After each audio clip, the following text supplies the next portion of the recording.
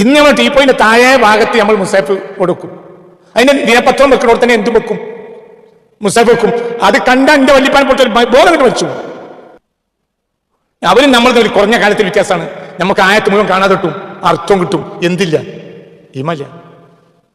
നിങ്ങൾക്ക് ഓർമ്മയുണ്ട്, എല്ലാം മാറിയില്ലേ? മദ്രസയും മാറിയില്ലേ?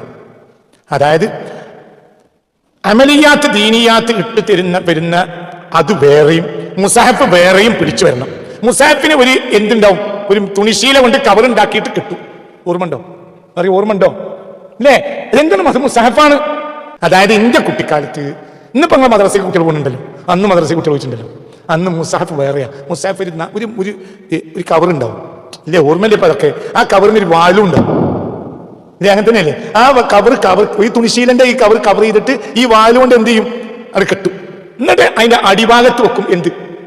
മദ്രസയെ അമലിയാത്ത് ദീനിയാത്ത് അഖ്ലാഖ് താരിഖ് ഇവിടെ വെക്കും.